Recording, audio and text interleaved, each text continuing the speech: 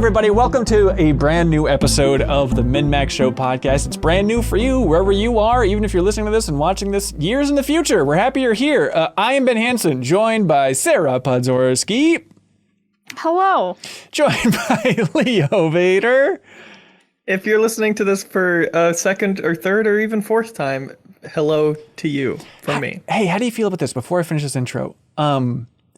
Wade Wojcik, friend of the show, he's been on the Deepest Dives for Halo and stuff like that. He said he listened to our Deepest Dive on Tears of the Kingdom, the first episode. He said he listened to it 3 times. How does it make you feel? Honored. But I'm just like, wait, there's other stuff. Like, I want to check in on him. That's the thing. But like, people do reach out and they're really sweet. We're like, hey, I've watched the Deepest Dive in Final Fantasy VII. I've watched it like 4 times. Like, my God. But to have somebody that like, personally do that, it feels different. It is like kind of like a, what is going on over there? I don't understand that. As much as I enjoy doing the Deepest Dive on Tears of the Kingdom, like it seems like a lot. Maybe we were uniquely spoiler free, and sometimes you just want to hear people talk about a game you like, but Tears of the Kingdom, obviously, no one's done with yet. Right. Hey, we're also joined by Jacob Geller. I just watched 40 commercials. Yeah, but it's fun, isn't it? E3 season is here officially. If you're hearing people chiming their bells outside, banging the gongs, don't be alarmed. If there's tornado sirens going off wherever you are, don't go in your basement. These are just the sirens of E3 coming to you, everybody, because it is officially here. There was the big PlayStation showcase. It feels weirdly early. I don't know if I need it to be June before I can officially get in the season, or if it's just further confusion of... Eventually we're going to end up in like January because people are going to keep trying to inch in front of each other for like the biggest scoop and like the biggest airtime. Eventually we'll wrap around. And so, yeah, then the years will get nice and confusing once we go the full circle. I was thinking, I wonder if it is, and you might say this is too much thinking about Sony as a corporation, this is too much corporate speak, but a part of me is like, I wonder if they wanted to have their big Spider-Man 2 gameplay showcase showing off Miles and how cool he is before the next Spider-Verse movie comes out. There must be at least one corporate head honcho chomping on a cigar thinking about that type of synergy, and maybe that's what led them to go so why early. Did they need? I mean, aren't we going to all see that movie, think, this is great, can't wait to play as him, and then we'll just see him in the game? But then that's full circle, so they just feed each other. But you get the hype from this transitioning directly to getting people... Oh, right, because the movie's also made by Sony. That's exactly it. But yeah, the PlayStation Showcase, basically their E3 equivalent, they showed, oh my God, I guess I could count it, but I don't know numbers that big. They showed a ton of games. Well, somebody else is talking. I'll try and run down all the games that they showed, but there is a lot to unpack there. And then we got some odds and ends that people have been playing that we can talk about a little bit. And then back after the show, you guessed it, community questions. People jumping over on Patreon, submitting some very smart, very wonderful community questions to ask us, and we will regale you with our wisdom. We did a reaction stream with the great Haley McLean, community manager. If you want to check that out on MinnMax's YouTube channel to see all of our reactions to everything that was shown in the big PlayStation showcase. But I don't know, Jacob, you got hot overall thoughts, hot takes versus what you expected, all that good stuff? I mean, it was, it was certainly one of those where like we watch the Nintendo one and we're like, is this one going to have bangers in it? And then often it does not. Correct. This was the full force of Sony, where they're just like, you want to see, 15 games that cost more than $100 million? Here you go. And I was, pretty satisfied with it. I didn't feel like bored watching any part of it. Yeah, I was surprised. I thought I think maybe I'm too much in the state of play mindset, but if I go back to their previous showcases even, I feel like this format's different for just how many games they crammed in and how much third-party stuff there was in there. It was really just like, it almost felt Keighley-esque for just rapid-firing third-party games. I counted, it was an hour, 37, trailers. Wow. And some of those, if we count, the collections, were for, multiple games. So you are at, 40-plus games. That is bananas. Leo, you enjoyed yourself? You hooted? You hollered? Yeah, a few fun surprises. If you didn't like something, it was over in 90 seconds, so can't complain too much, except for the Spider-Man thing. Yeah, See, that's what I thought That it was was. like 20 minutes. Yeah, I thought that was going to be the whole thing, is just kind of stringing together a handful of Sony games like that. But it's cool that they got one kind of gameplay deep dive squeezed in there. Sarah, how'd this sit with you? How's it spinning around in your stomach? I do think I prefer the longer showcases. Like, I prefer them over like the 20-minute ones, because in the longer ones, it feels like, well, if you didn't get what you wanted, you got 30 other things that would be, I guess, a good replacement. Mm-hmm. I don't know. They really cut down on the developer talk from past. Usually, like, you'd go to let's go to the studio and like talk to the dev team. Right. So they really cut down on that, which I don't mind. But yeah, it was just like an exhausting amount of trailers. Yeah. What was number one in your heart? I mean, for me, the Night in the Woods, it was an off thing for me. A lot of it are games that I had never heard of or I have no interest in playing. So yeah, for me, it was like the Night in the Woods looked really good, just to like hear that music again and be in that art style. Well, okay, there's a lot. It's really a bizarre thing. So this is Revenant Hill is the name of this game, and it's going to be a PS5 exclusive. At least they only listed PS5 on there, which is, I think, another kind of high-level takeaway. Is interesting just to see how many games, even if they're kind of smaller, indie-ish looking games, were like PS5 at the end. Like this seemed to be the turning point for when we're beyond the full cross-generation stuff. But so this is Finji publishing it, who published Night in the Woods, and the Glory Society, which is led by a couple of the leads from Night in the Woods, and it shows a cat running around in 2D, and the cat has maze eyes, but it's not a humanoid cat. It seems like they're just taking that art style and now making a different type of game that just kind of feels Night in the Woods-ish is the best I can reason for what's going on here. Yeah, they're like burning people in the background, and you're like watching the cat, and you're like, what's going on back there? Can I read you the little thing they tweeted? Yes, with please. It? Yeah. They said, it's 1919 in the lower north, and Twigs the cat has a dream. Find a safe place to sleep, put down roots, grow some radishes, get a job, eat mice, do dangerous things with new friends, and build something together in a world falling apart. Huh. Okay. So I play as the cat. You play as the cat, and then there's a screenshot where the cat is talking. The cat is saying, if I get killed doing this, you better make a real big statue about it. So the cat talks. Okay. I'm curious about this thing. It's by the way, I go back on everything I said in this podcast. If I could rewind time, I would, because it turns out at the end of the trailer it says PS5, but then in fine print at the bottom it also says PS4. So maybe not everything is fully next generation at this point. But not to bring everybody down, but like Night in the Woods, a game I think we all loved a lot. Behind the scenes, some pretty tragic stuff and sad stuff is occurring. So it's one of those things of like, oh, okay, we're going back to that vibe, but it's not exactly Night in the Woods 2. It's kind of a spiritual successor with carrying forth the art style and everything. It's interesting that they would even touch that again. But I think there's so many people out there that are just like, yeah, I would happily play something more that looks and feels a little bit like Night in the Woods. So I guess it makes sense. Great call, Sarah. Great call, Sarah. Jacob, what was your number one? I guess, I mean, I think the one that was most like exciting for me to see is Dragon's Dogma 2. Ooh, actually. Okay. Yeah. Just because that, you know, that's the one where it's like, I have so many questions about that game. You know, it's like Dragon's Dogma has been such this like cult, you know, favorite where you will talk to people who were like, Dragon's Dogma is the best role-playing, you know, open world game ever or whatever. And, you know, and is also kind of an incredibly janky game. And so I'm just like so curious about what the sequel is going to do to like keep that spirit, but presumably make it a more polished game. And if it's going to change kind of the scenario, or what we saw looked very similar to Dragon's Dogma. Yeah. You know, it's just like, I am just so curious about it. Did you play the original? I didn't finish it, but Okay. I put in, you know, a couple dozen hours. Yeah, God bless him for making a game so good, apparently, that it has had a weird, to call it word of mouth might be a stretch, but like the fan base for Dragon's Dogma has like been the subtle marketing for this game for the last 6 years, as everyone just constantly whispering, we're like, yeah, but Dragon's Dogma though, that's the game for everybody.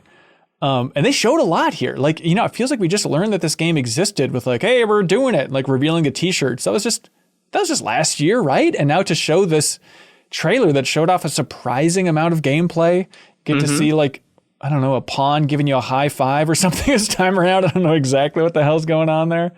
But I mean, they were focusing on like a lot of faces being shown off and stuff like that. It's like, all right, it looks good. Sarah, are you a Dragon's Dogma queen? Okay. No. Okay. But you could be. You seem open to it in your heart of hearts. I could be. I think I would play this one. Okay. Yeah, I'm curious about that. I don't think they showed a date or anything for this. There are a couple of kind of big cryptic ones where they weren't getting into specifics on when exactly this thing's coming. But other than that, it was a lot of 2023. It was a lot of 2024 for a lot of these trailers out there. Leo, what do you want to talk about most, man? Yeah, I guess Snake Eater. Good. Just for the seal that rips off of that franchise being around. It's, oh my God, what a ridiculous thing. Do you want to walk us through this trailer, man?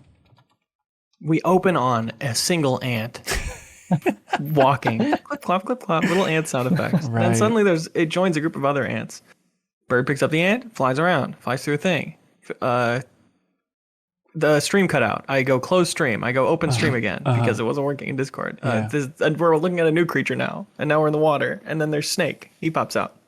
We joke that it's going to be a generic soldier guy, but it's actually a soldier guy we like. Yeah, it's like the most generic soldier guy that we have a deep found respect for. That was I regret making a quip in that moment because genuinely this is the good stuff, man. This is like heart genuinely skipped a beat and blood pressure raised. Is that a good thing? Like my heart was still racing throughout the next trailer. I'm just thinking back to like, God, it's so exciting to have something happening with Metal Gear again. That's not them trying to continue the story forward, which I understand is complicated, but like just them opening the door to doing more remakes.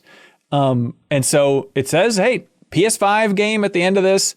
And then the other weird thing is at the very end, they said that they're making the Metal Gear Solid Master Collection Volume 1. And that's coming in autumn 2023. And that has Metal Gear Solid 1, 2, and 3 in it. Because there's been such a hullabaloo about like those digital versions getting taken down from good old games and going back up, yada, yada, yada. What's going on with these? But it's wild that apparently this fall we're going to be able to play 1, 2, and 3 on PS5. Yeah, it's almost a more boring place to start, but it's like I really want to know what they're going to do to those. Like, are they just going to be kind of HD up-reses? Are they going to like change the controls? Are they going to, like modernize them in any way? Or are they just going to kind of be like the same ports that we had on the PS3? Yeah. Sarah? Just yes. As a friend, I want you to know, anytime you drop something on the podcast, you're allowed to pick it up. I'm sorry. I was so sad. Okay. I wanted that. Yeah, I don't know, Jacob. Like, there's that idea of like it was taken down from digital storefronts because there was like live action footage and people were assuming it was something with the rights to that. So I wonder if they would make subtle tweaks like that of like, oh, they lost the rights to some live action clip that's in Metal Gear Solid 2. So I don't know if it's going to be that level of changes. I'd imagine it'll just be, God, I mean, for 2, you just get rid of like the pressure sensitive stuff from the controller, just like those types of tweaks. But it's probably just going to be like, HD version just playable on PS5. Weren't there lawsuits around the theme of Metal Gear Solid 2? Has that been handled already? Well, it's that weird thing of, I don't think there were lawsuits, but it was the idea that there's the old Russian song called Winter's Road that sounds so much like the Metal Gear Solid theme. But I don't remember seeing anything about lawsuits, but I remember there's that awesome clip where it's Kojima like listening to the Winter's Road song for presumably the first time. You get to see his face just like, wait, what? Because like during an interview, somebody's just like, hey, listen to this song. And you get to see him realize like, oh God. So my headcanon at least is that ever since that moment then, like they haven't really leaned into the main Metal Gear Solid theme, which is primarily just pushed in 2. So I don't know. God, that would be disastrous, wouldn't it? If the remakes came out, it's like, imagine Metal Gear Solid 2 without the main theme. Like, oh. Yeah. But we can't focus on potential negative things because Naked Snake is back, I guess is a better way to put it. You can't say that on YouTube. Oh, absolutely. Jacob, help me. We're saying Metal Gear Solid Delta? Delta, I think. Okay, because they're not saying 3 for the remake here. Probably because they don't want to turn people off? I don't know. It's a weird thing because it's like, the Metal Gear Solid 3 is largely disconnected from the story of 1 and 2, so it's not like it makes more sense, I guess, than remaking like 2 or 4. But it is, I mean, it's like, it is kind of the same thing as remaking Silent Hill 2 without remaking Silent Hill 1. Like, it's kind of weird to just jump halfway through the series to like the one that everyone agrees is super good. But yeah, I don't know. I mean, it does, it makes sense to start there. Like, it is a pretty enclosed story, unlike every other Metal Gear thing. Yeah, and there have been rumors about this. Chronologically, it's first, right? Mm-hmm. Yeah. So maybe they're trying to redo the order. Yeah, could be. And then we'll get to Portable Ops. Portable Ops comes after that, right? Chronologically, yeah. And fans have been just like knocking down their door saying, please give us Portable Ops. We need Portable Ops. We don't know if it's canon anymore, please. Yeah, and the weird thing with this is like they redid the cutscenes from Metal Gear Solid 3 for the pachinko machine. If you remember, and there was like, it was in the Fox engine. You can see that, and it looks amazing. And I feel like ever since that, there have been rumors so long that like Konami really wants to remake 3 of all things. This thing's going to be happening. So it's amazing to finally see it, even if no date given to the remake. And I'm trying to see exactly how they phrase it, because I'm still curious to see what kind of exclusive this would be. Like, how much did they lock it down? But I mean, this is the good E3 stuff, is the return of Metal Gear Solid finally. So. And it's just, it's just like, what are they going to, how much is going to change? Are they going to change the script? Are they going to change, it's like modernizing the gameplay, I feel like is kind of, okay, they can do that. Yeah. But the more, I guess I want to know, like, how much Kojima weirdness are they going to take out of it now that they don't have to appease him anymore? Starmid in the Backstage Pass chat says, in math, delta is literally used to mean change. Wow. Okay. Something to think about. That is something for all of us to think about. That is, it is weird to have it be like, some bad blood between a publisher and the creator, and now the creator leaves. Like, how much of that original vision do they retain in this? I think they're probably going to be a lot more faithful than we would think. Sorry, I was just looking at Kojima's Twitter to see if he had tweeted anything about it.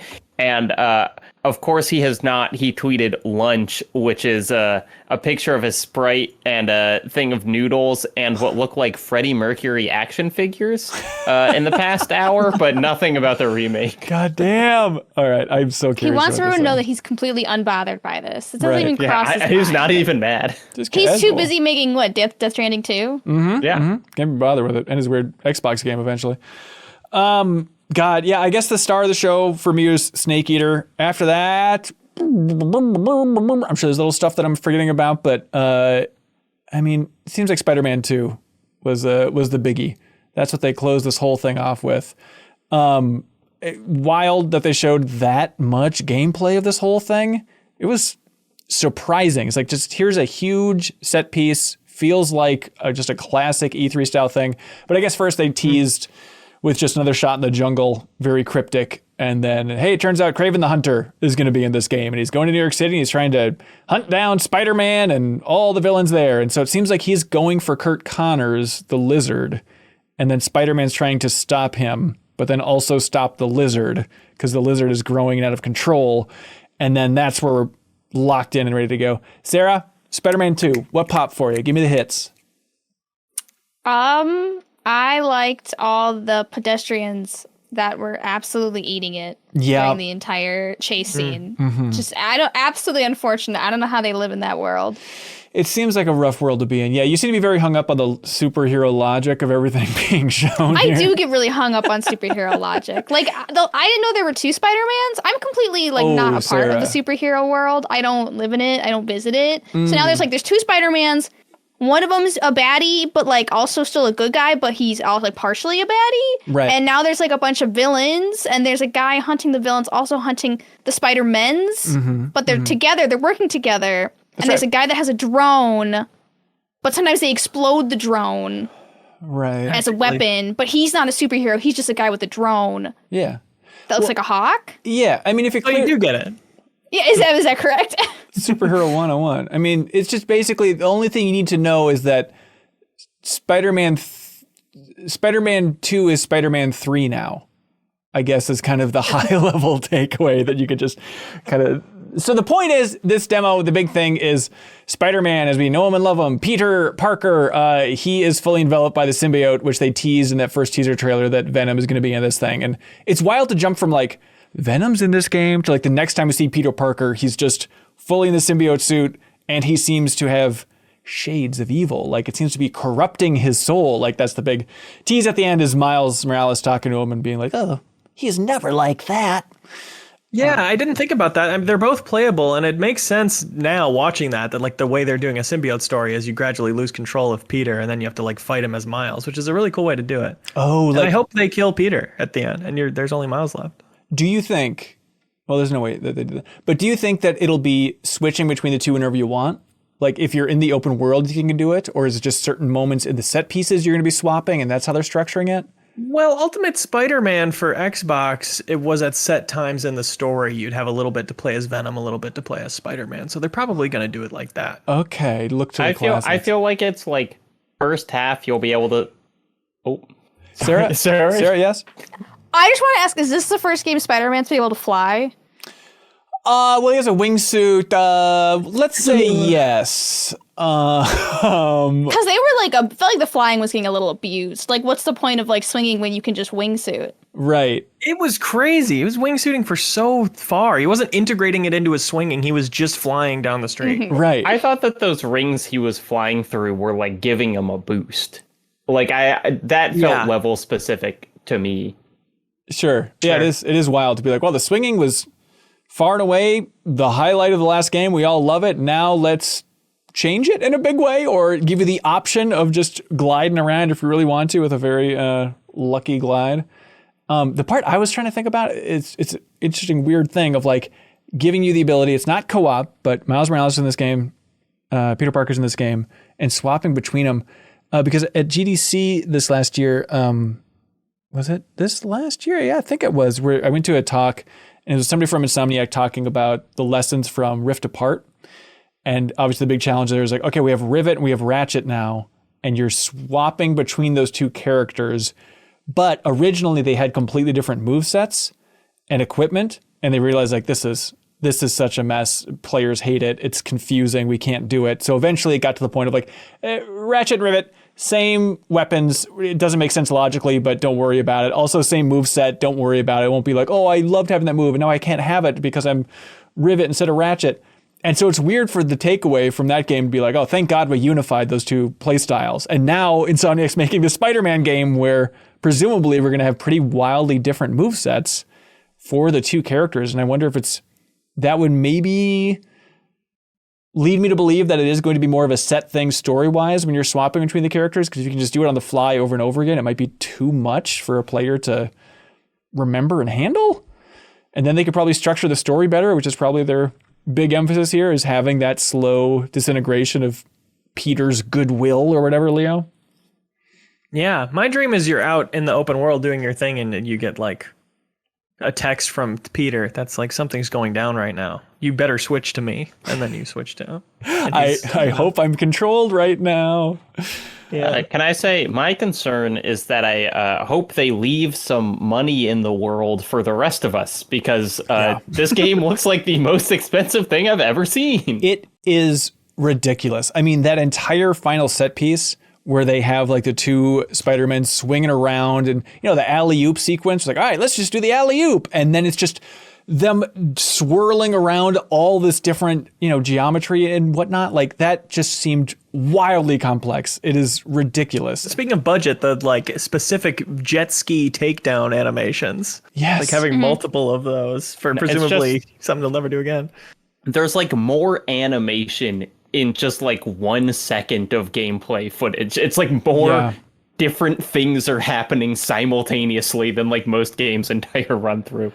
Yeah, it is truly ridiculous. Leo, we're excited about Venom. We like the symbiote story. I know everyone dunks on Spider-Man 3, but now everyone's nostalgic enough about it where it's like, yeah, you know what? A storyline of Peter Parker getting corrupted?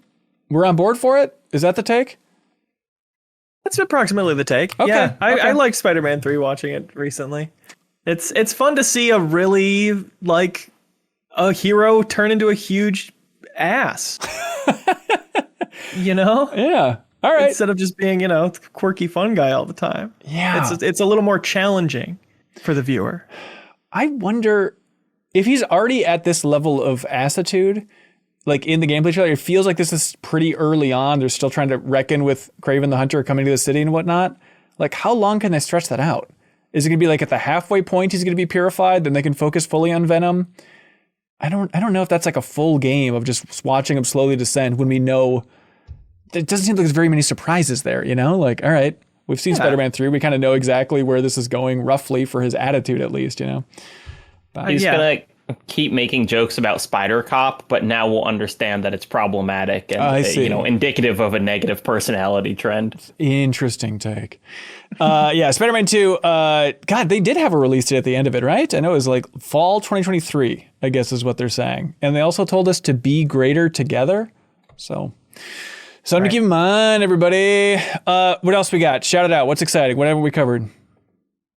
Alan Wake. PlayStation's Alan Wake. Okay. All right. We're going for Alan Wake, but Sarah, I note that and I respect that, and we're going to get to that.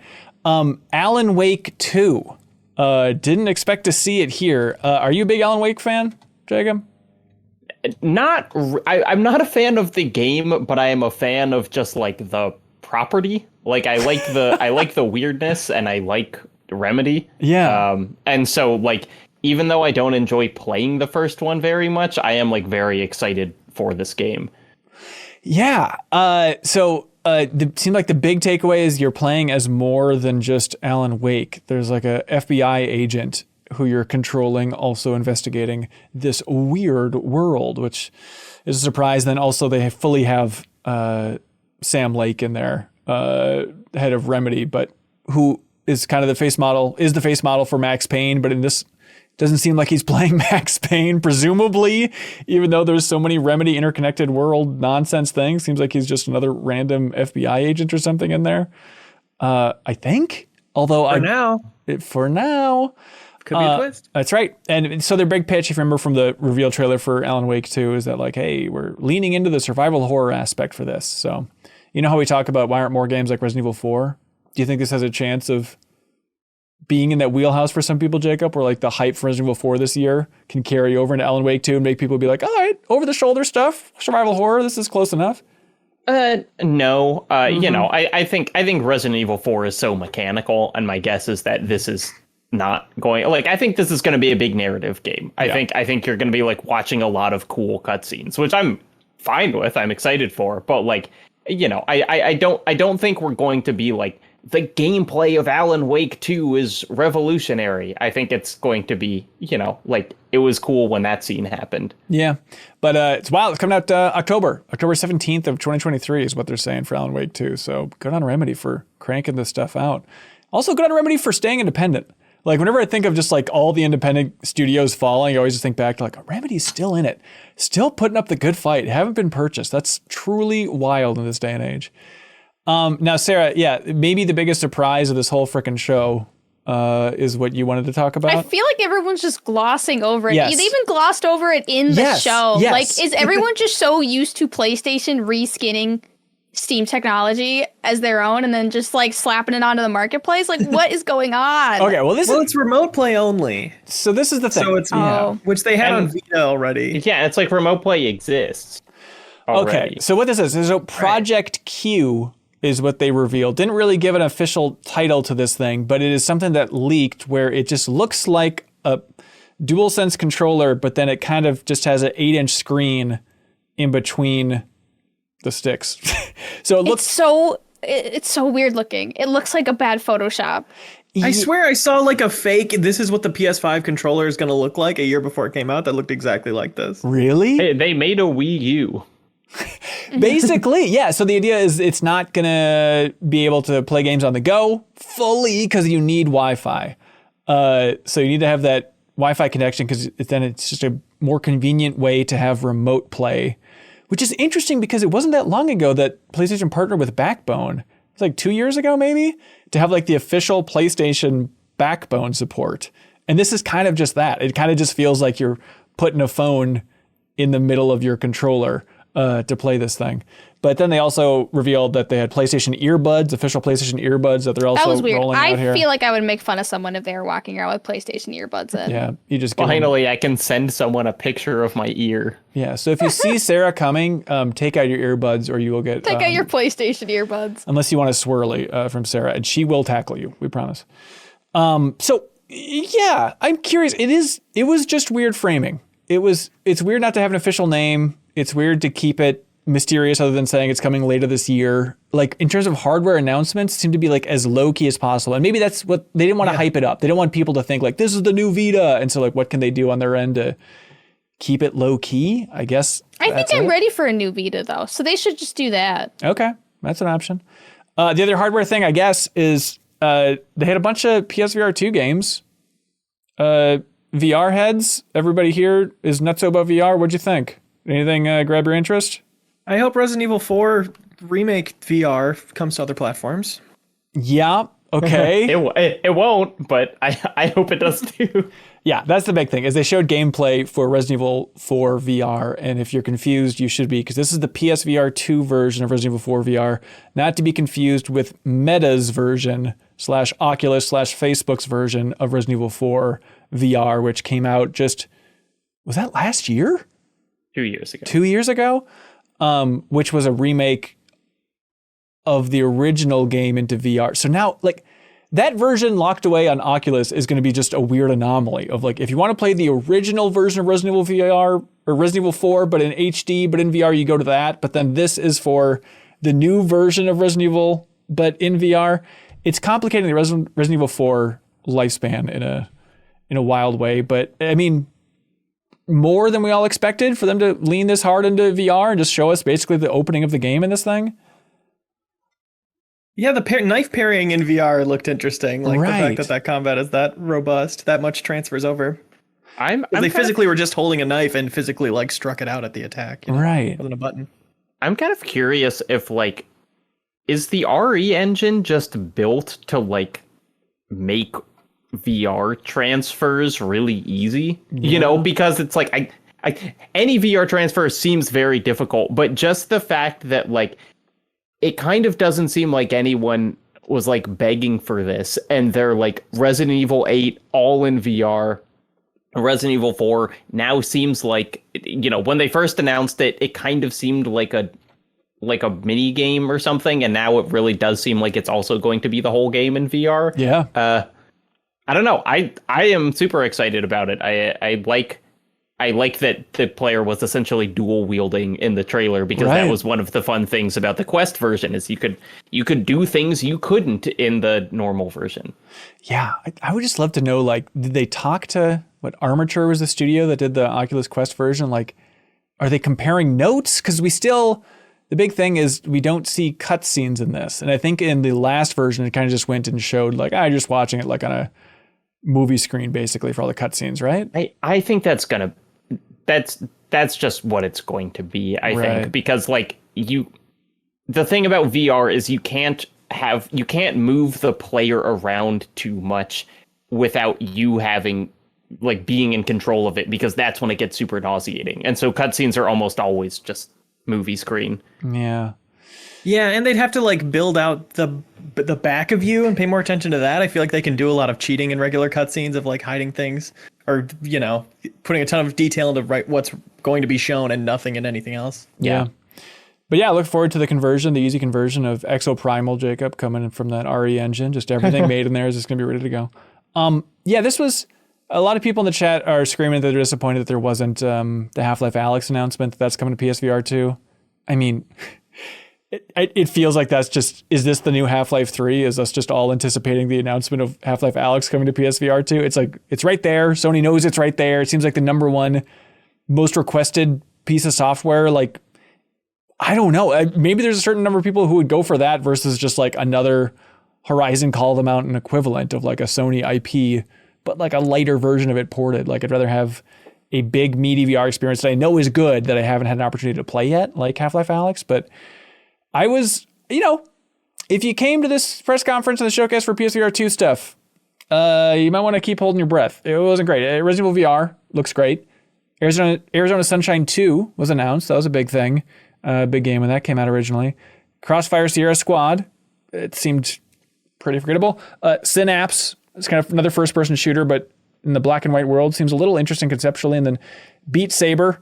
They showed off. Now available. And there's a Queen music pack. But did this change anybody's meter for PSVR 2, I guess, is the takeaway? I just want to, pet a cow in VR. I get that guns are fun. I'm sorry, I'm sorry, you must have cut out. Did you mean to say shoot a cow? There has to be more to life in VR than this. I'm so with you, yes. It is weird. Yeah, I guess they got Beat Saber for if you don't like shooting, hope you like Queen. You can dance. I'll be flailing your arms. Yeah, I mean, they had a couple of wholesome games throughout this thing, but it seems like the PSVR market for what they're emphasizing right now is just kind of shooter. We saw Talos Principle 2. Yeah. Which the first one was a really great puzzle game, and that eventually came to VR. So I wonder if there's any future there. Well, they think if there is, they would have shown it. It doesn't say at the end of the trailer, at least, PSVR compatible. It could be post-launch like the first one was, or like the Resident Evils have been, Yeah. Yeah, the trailer was definitely cool. I didn't play Talos Principle. I knew it as hey, people thought it was another kind of Portal-ish clone, but then people said, oh no, actually this is above and beyond. This is really good. What is the takeaway for Talos Principle? I just remember it being a really cool vibe. It was so long ago now. Was it 2017, 2016? Yeah. But yeah, cool voiceover philosophizing while you're doing your unique little puzzles that felt interesting at the time. Yeah, the trailer, it's cool just to see a puzzle game presumably get this big of a budget. The trailer I thought looked great for this thing. Let's see, other big hits. There was a whole Bungie block that, by God, we should probably talk about because it seemed to be pretty important. They're making Marathon. Good Lord, what a weird thing. So there were rumors for so long. Okay, this entire track, I'm trying to figure out exactly how this all interconnects because years and years ago, it was announced that hey, Bungie got a huge investment from NetEase, the Chinese publisher, and it was $100 million investment to make a new IP or to make a new game. I think they pitched it as a new IP within Bungie. And so for years now, it's been when is this other project going to be shown? When is this other project going to be shown? And so I don't know if that morphed into this or that was another thing, and maybe that went away once Sony bought Bungie. Confusing. But yeah, Marathon. Leo, did you play Marathon as the king of the Mac? Sure didn't. I think I played maybe the free trial when they re-released it on Xbox Live Arcade. Okay. All right. We're getting there. So Marathon, beloved first-person shooter from Bungie back in the day that was huge on Mac, and now it's back. Bungie is making this, and the director of this is Christopher Barrett, who's been with the Destiny series for a long time. He was the director for Destiny 2. So it seems like it is a big focus, big talent at the top of this thing within Bungie, but it's a multiplayer extraction shooter. Right. That's using Marathon's name. And presumably some things about it. But I don't know. I don't want people to get excited that it's a remake if they like the first one. Right. So if you take the world of Marathon and kind of reimagine it just as a PvP extraction shooter, which of course has to be, why am I blanking on the name of that game? The big one. The extraction shooter. Sure. Tarkov? Tarkov, yeah, Escape from Tarkov. All the other publishers are kind of catching up to the brilliance of that, and you get Call of Duty mode going for it now. We have Sony, I guess, through Bungie going for the extraction shooter. Is it doing it for you, Jacob? I mean, it's tough because the art direction is so good. Yeah. Watching that trailer, the number one takeaway is God, no one does sci-fi quite like Bungie, and so then it is disappointing to me that it's this art direction is going to exist in a game that I probably don't want to play that much. It's I just want another Halo campaign. I want them to make a primarily single player campaign that you can do co-op. And it just seems like they're not, I guess that's Destiny now, but I don't want to play a living game. And so it's just the Bungie that I want seemingly doesn't exist anymore. And so they have immense talents and they're going towards things that I'm just not that excited about. Yeah. People in the chat are saying Marathon is multi-platform. Oh, that's interesting. Because definitely in like the wording, when Sony bought Bungie, they're very much like, hey, we want to stay as independent as we can. We're a separate entity that's just technically owned by Sony and stuff. So that'll be interesting to see how they launch that whole thing. Cool. They also showed the next big expansion for Destiny 2, the final shape. And they'll be going more into that in the future. But it looks like Cade 6 is alive again. So everybody, there was much rejoicing. Then in this whole section, they went right into a game called Concord. Concord, everybody, which is interesting because it was right after the Destiny stuff, and it is some leads from Destiny. Is it Pete Ellis? Is that his name? That left a while ago. They started this new studio. The former president of Harold Ryan, who's the CEO of Bungie. I'm forgetting his exact title. Anyways, a bunch of Bungie people left a while ago, started working on a new IP. Apparently it's called Concord. And the reason that this should be a little more on your radar is this is a studio that then Sony recently purchased. So they now own Firewalk Studios. And this was the grand debut of their new game, Concord. And I guess it's coming to PS5 and PC in 2024. And that was an interesting theme running throughout some of this, is like the new IP that they showed that's owned by Sony, like it was announced as also coming to PC. So I'm curious if that means day and date, and that's going to be the kind of the push for Sony moving forward. Like they released some corporate slides and stuff recently, Sony did, and just emphasizing that they definitely want to grow the PC side of things quite a bit moving into the future. And then also, this is some dorky stuff, but if you want to read through these business slides, it is interesting just to see they have graphs of like, here's how much we're making based on hardware, software, add-on content within games, DLC and living game style thing.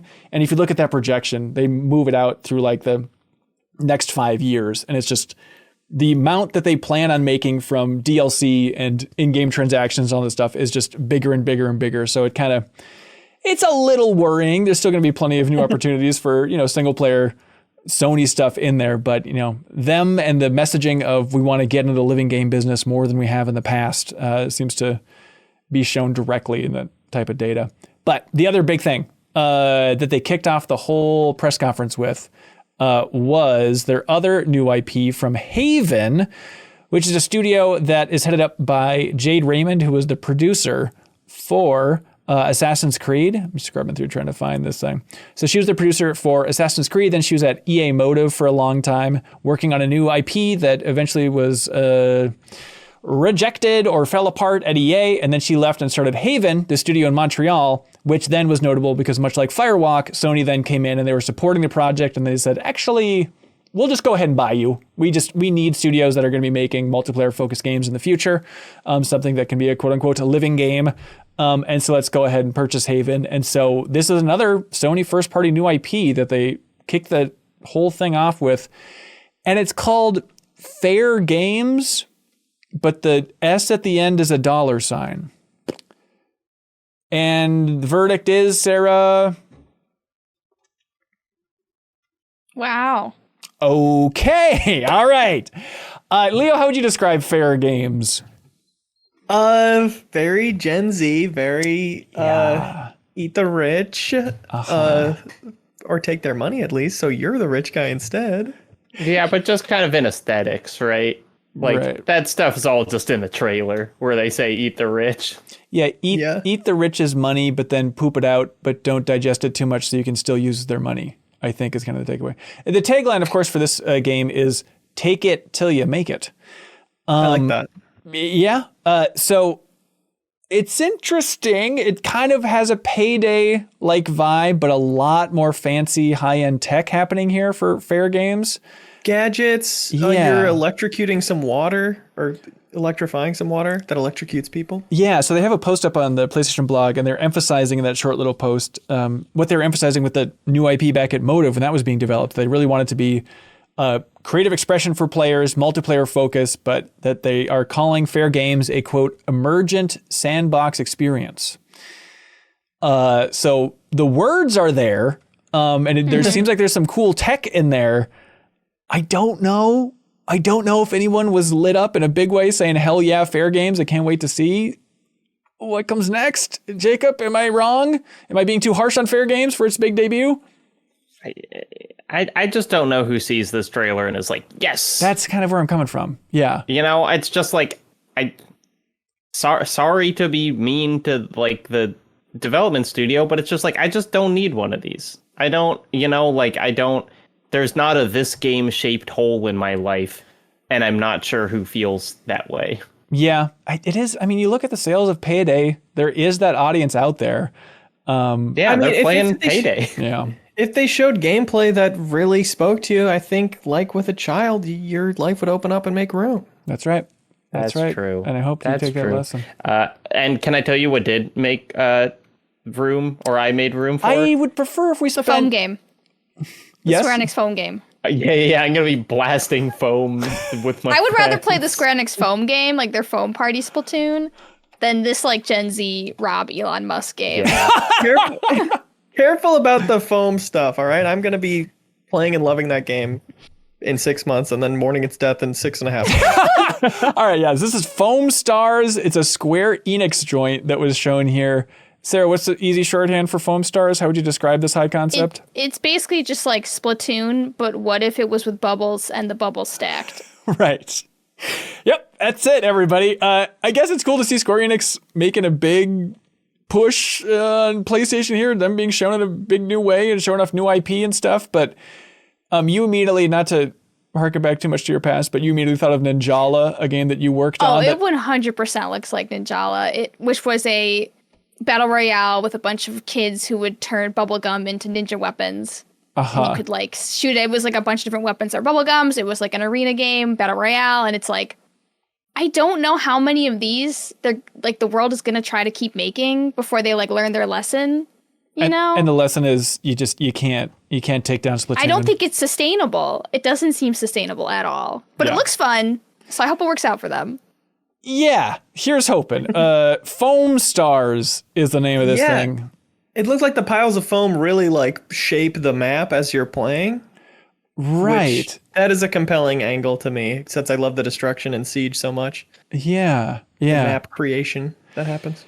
And of course, Foamstars, the tagline is, well, I don't know if it's a tagline, but they end the trailer with join the foam blasting frenzy. So everybody can look forward to that. Foam, everybody. It's the new it thing. Call to action. Real quick. It doesn't need to be real quick, I guess, but they showed a new trailer for Plucky Squire, which is a game that I think was revealed last year in the Summer Game Fest. But it looks so damn good. This is the game from James Turner, who was the art director for the Pokemon series for a very long time. Pokemon Sword and Shield, I guess, was the first one that he was full-blown art director, but he's been on that art team for a long time. And this is the one that looks incredible, where you play as, it kind of looks Link to the Past, Link's Awakening style perspective, but you're in a book, and then you can pop out of that book, and then you're the 3D character roaming around the house, and it's just full-on Chibi Robo, Sarah.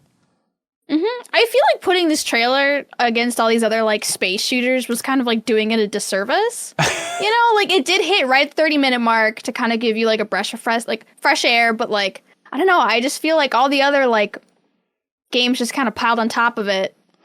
And it's just, I don't know.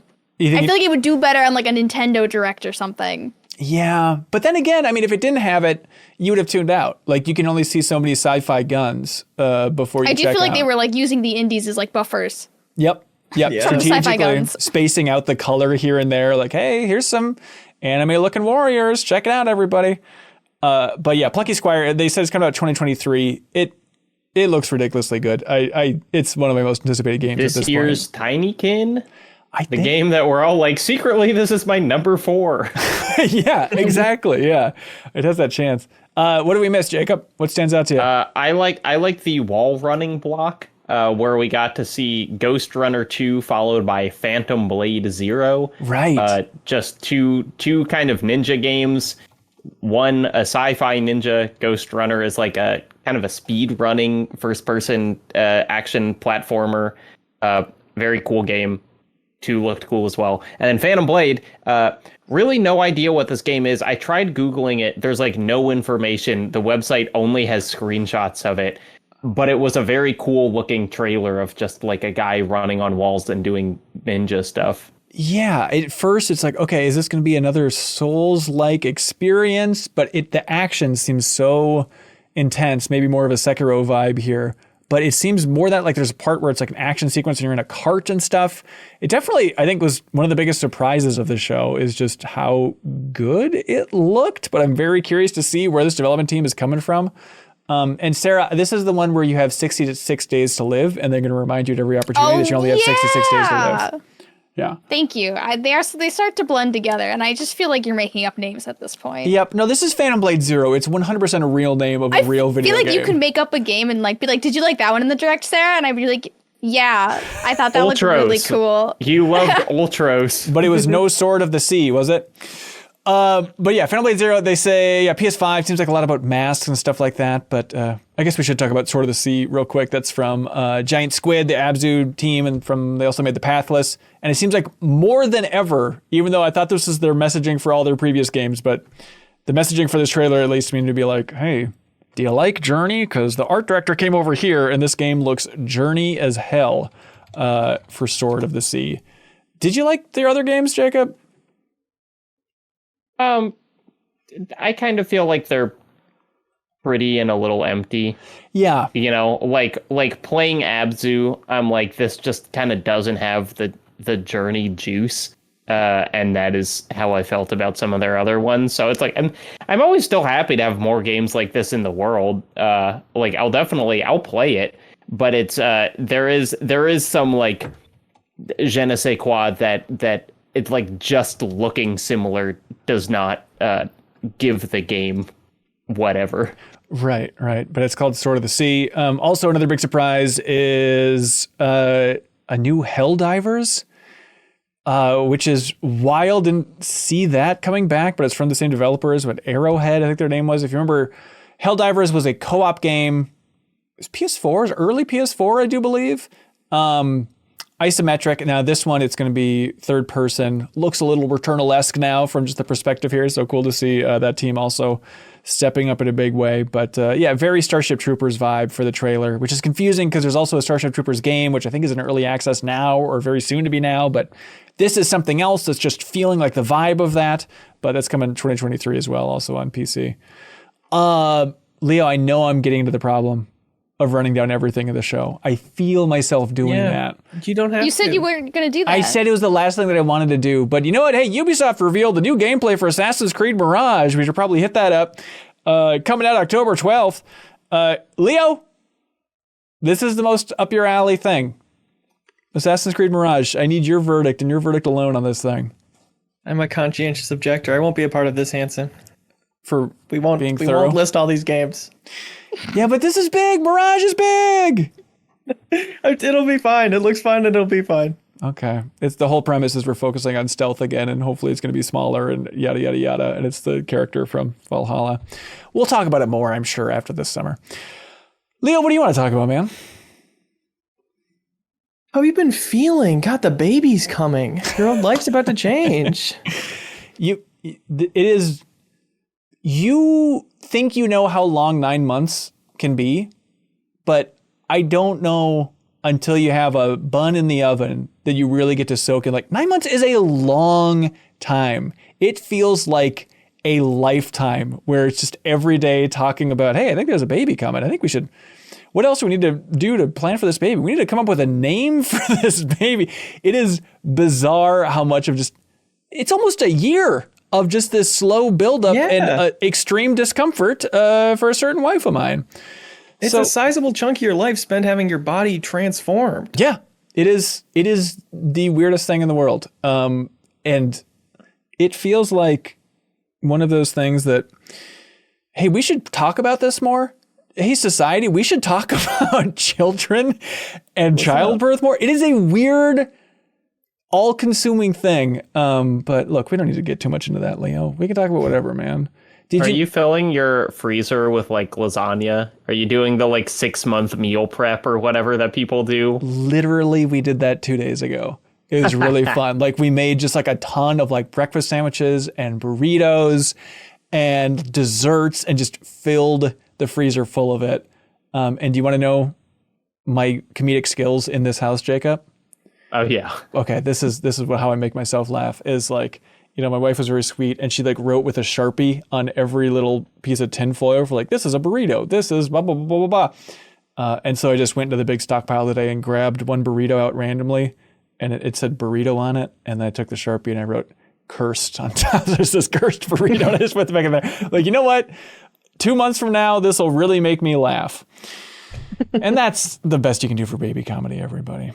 I think I'm going to be on the Giant Bomb's voicemail dump truck.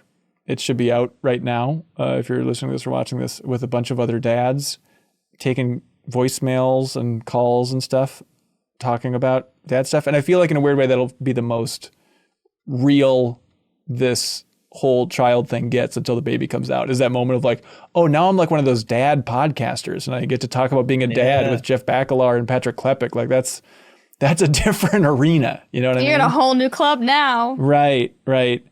Is it too much dad stuff, Sarah? What's the right level of like dad stuff in podcasts? Because I know it's like tempting to be like, hey. I don't know.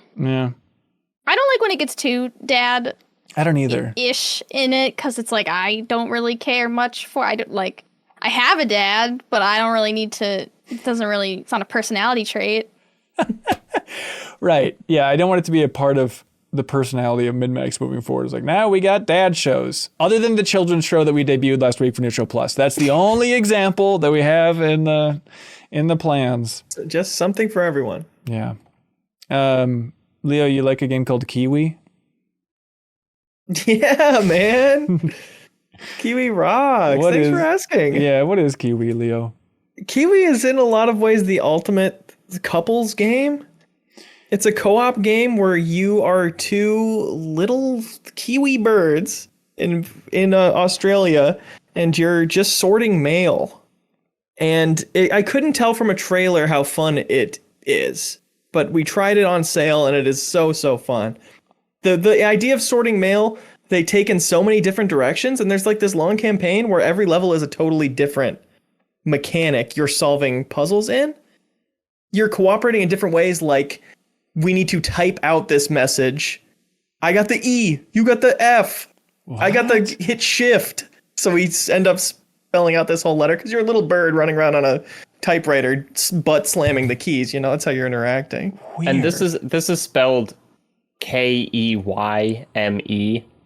Keywe. Oh, right. It's KeyWe, not KeyMe. I'm so self-obsessed. Is this just your further crusade of just Googling and trying to play every single co-op game to really get the true list of the best stuff out there? Yeah, pretty much. And this is genuinely up there for sure. There's tons of bonus games. Here's one you're guaranteed is going to make you check this out. Oh. There's one that's just popping bubble wrap. Ooh. And different size bubbles are worth different points, and you just run around and slam your butt on the bubble wrap. That does sound pretty good. There's another one where you play music. It's like a little Guitar Hero thing where you have to run around as the bird and blow into the sousaphone and butt slam the drum. And you're both doing that with two different parts of the same song. And you can only get a gold medal by hitting every single note. And so it was me and my partner, like, over the course of like 8 sessions, like, let's try the music one again. Let's see if we can do it. And then there's so many laughs of like getting overwhelmed in that game and messing stuff up. And there's like no gameplay, like you just walk around and butt slam stuff. There's no requirement for anybody to be good at platforming or accurate or even to know the buttons. It's really. Like It Takes Two, where like it'd be like one partner would like have a really easy time, and then they'd be like, look at my partner, like look at how they struggle. Yeah. To play basic video games. No, it's totally balanced, and it's so cute. There's so many collectible pieces of wardrobe. I have different, summer, winter outfits for my little bird. It's a delightful game. It does seem cute. It's on Steam, PlayStation, and Switch, apparently, but it came out in 2021. KeyWe. Is it, okay, so top tier is still Sci-Fi Gas Station. What is that thing called again? Cosmos Quick Stop? Yeah, how does this rank to that? Yeah, this is right up there. They're both S tier, I think. Okay, but if you had to choose, which one was better? That's tough. I think my heart sings for Cosmos a little bit more. Okay. I just love the running a store together fantasy. Yeah. Speaking of the past, you also can't stop playing Saints Row, so I hear. Yeah. You know, we always say, here's what we're playing this week if you want to talk about it on the podcast. And I didn't say Saints Row because I was ashamed of it. And then I said, I shouldn't be ashamed. I should stand in my truth. I've played like 15 hours of that game since we last talked about it. And Tears of the Kingdom is out. Yeah. And you keep going back to Saints Row. I keep wanting to play it instead. What is it? Tell us what it is. You know what it is I was just thinking recently, you know, we all love an idle game now and again. We all love a number go up passively. Right. Why don't more games integrate that into like a background system of like this idle game you're adding things that make the number go faster throughout the course of the other stuff you're doing, you know, as like a metagame progression thing. And picking up Saints Row again, I realized that it does that exactly. The more stuff you do, the more passive income you generate. And that's a really fun loop. And now that the combat's fun, like that is the engine that makes everything else in that game worth doing, you know? Because we were talking about the giant update to the combat thing. Yeah. So you're just turning your brain off, having that loop, and you just want to shoot stuff. Yeah, I very much play it like a mobile game on the big screen, you know, with the podcast going or whatever. Yeah. Weird. And it's yeah, the boss creator's still good. Every once in a while, I'm like, oh, I got some extra money. Let's go in the community and buy Shaggy. And now I'll play as Shaggy for 3 hours. Hey, I'm impressed, man. I mean, I don't think many other people are going back to Saints Row with Tears of the Kingdom. Like I still am meaning to check out Lego 2K Drive. You should be impressed by it's because the addiction to playing it is stronger, you know, because of the passive income. Okay. All right. So is it, okay. If I spent that time playing Tears of the Kingdom, I'd have I'd have more neurons connecting in my brain. Instead of them slowly being dragged apart from each other. Yes. I'm happy for you, man. I'm happy you're playing that. Thank you. Jacob, you want to talk about your freaky little game or your bigger game? Gosh, I can't even remember. I remember the smaller one. All right. What's the Babbdi? Oh, Babbdi. Yeah. So Babbdi is this game that is free on Steam and itch.io. This was just a random Twitter recommendation that someone said I like this game, and it's just one of these like weird little games that kind of has stayed in my brain for some reason, where it kind of has it's not low poly, but it has kind of haunted PS1 vibes a little bit, in that like the characters look very strange and they talk in this like weird garbled voice, and everything is kind of misspelled in a way that I at first thought was like, is this like I just thought it was like kind of like an Eastern European thing or something, but I think it is in fact, maybe it is that, but I think everything is kind of intentionally just words scrambled around a little bit. And the whole game is just like you kind of wake up in an apartment. They're like, hey, go get a ticket to a train. Then the train doesn't have tickets, and then you go get a ticket somewhere else. And like, that's it. That's the whole game. But they have just made this whole kind of Soviet brutalist like city block, and just the whole thing is open. You know, it's just one of those games where it's like, here is a small cityscape and there are no invisible walls. And so there's a lot of like weird platforming and kind of like strange items you can find, where I found like a leaf blower. And so if I pointed it down, then I could kind of use it like a jetpack temporarily to like blow upward. And it's just like, because almost there are no objectives, it's just kind of like, what's down here? And sometimes it's something like weird and interesting, and sometimes it's just like a big space with nothing in it. And I find that kind of compelling. It came out December of 2022. It's sitting at overwhelmingly positive on Steam. How did you find this thing? How did it get back on your radar? I mean, truly just, I was like, hey, what's a good indie game you've played? And someone was like, I played Babbdi. And that was it. But it's like, yeah, it takes, I mean, it's totally a one sitting game, you know, and it's free. Yeah. And there is just this kind of notion of like, it's just like, it's all there, you know. It's one of those games where it's not a see that mountain you could go to it game, but it is that like the top of that skyscraper, if you want, you can just like, you know, jankily jump your way up there and you will be able to stand on the top. That sounds good. That is interesting. Yeah. Babbdi for Babbdi. It's in the description for all these timestamps and all this stuff if you want to see all these I'm games. looking at the trailer. For some reason, the like big exterior outdoors reminds me so much of like Jedi Outcast, or at least that era. Oh, it's a really interesting look. Yeah, I looked at it. My first thought was, "Oh, how fish are made." It seems. I googled it, and like the link was purple for me. For the so Steam you've link? been there so before? like I must have been here before, and I have no memory of it. It was probably for Cream of the Steam. It probably was, honestly. And now look at it; it's risen above even the cream.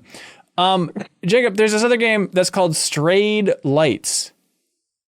Yeah, this almost goes in that that same category as Sword of the Sea that we were talking about earlier, where it's a very pretty game. It's got an Austin Wintory soundtrack. Ooh. From and Journey. it is the difference is that it is pretty combat focused, but the combat is interesting because it is essentially all parrying, and the whole conceit is it's like what is that game? Ikaruga? Yeah. Is that the shmup where you're changing colors? Yep. So it's like that where it is just like there's orange and blue, and enemies will change from orange to blue, and you have to be the right color in order to parry them. And like that's it. You know, there is like an attack button, but it is almost meaningless because it's kind of like Sekiro, and that you're just building up a like stagger meter, and once they're staggered, you can just do a finishing move. God, there's that old Housemarque game that also has that blue.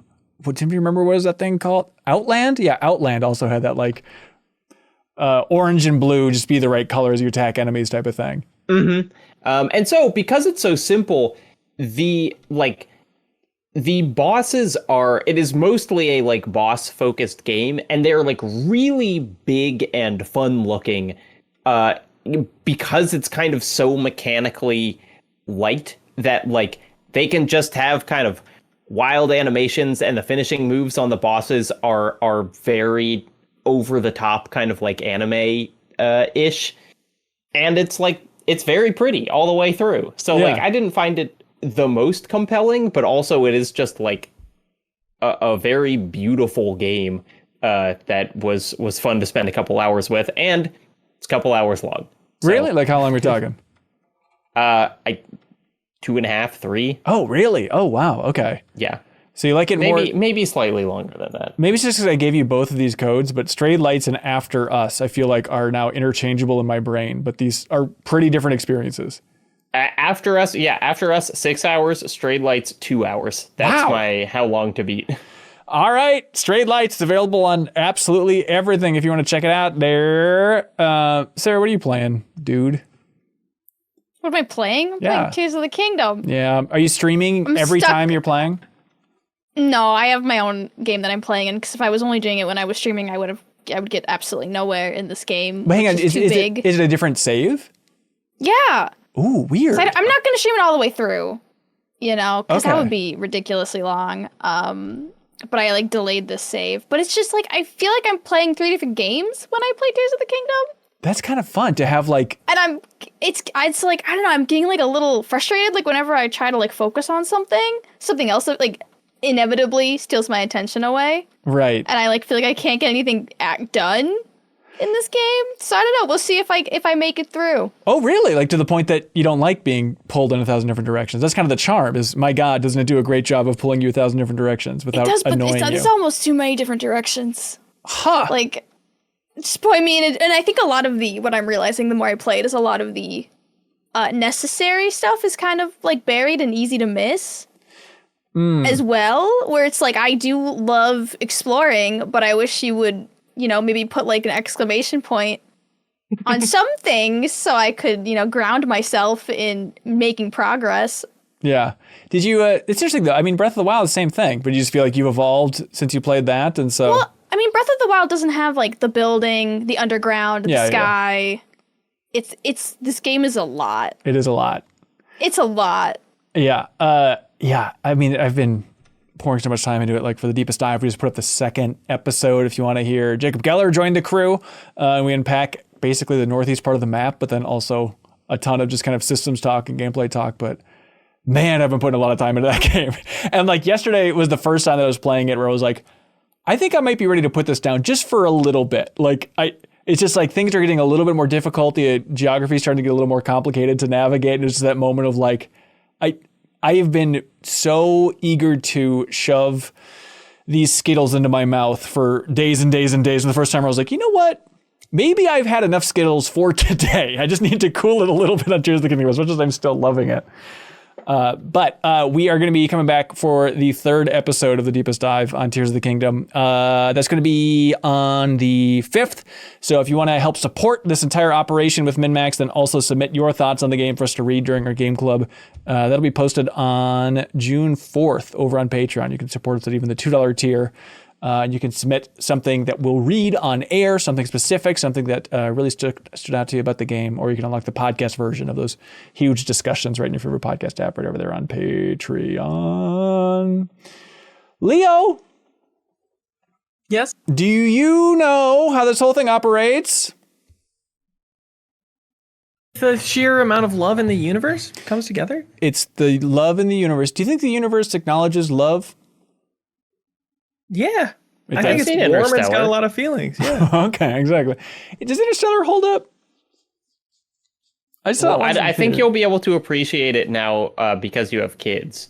Oh, So I've always heard that me not liking it that much was kind of because I didn't get what it was like to have a child. Right. Oh my God, so many more avenues. Like I was thinking about watching Last Crusade recently. I was like, I don't know. Like, is a father-son story just going to make me bawl my eyes out like a maniac? Because I feel like last time I watched Last Crusade, I still was surprisingly emotional. And now it's just going to destroy me.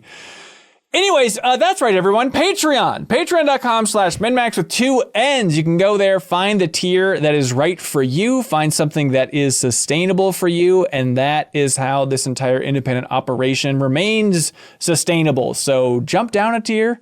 No harm done. You aren't hurting us if you jump down a tier. If you talk to all of your friends and coordinate a massive attack where you all drop down a tier, that would be noticeable, but Why even give them that idea? I'm just saying be cool, but if you need to drop down a tier, please do it. Find something that is sustainable for you. We greatly appreciate it. And thank you to some of our biggest supporters. You know who you are, but just in case you don't, you're Factor. Factor, everybody, America's #1 ready-to-eat meal kit. They say they can help you fuel up with fast and ready-to-eat meals delivered straight to your door. You'll save time, eat well, and tackle everything on your to-do list. Sarah, you know like those meal kits that get sent to your house? Hypothetically?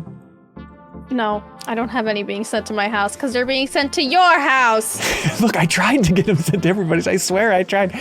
Anyways, these meal kits, they come in. They're all great. We talk about it a lot on the show. And then Factor comes in and they're like, yeah, meal prep.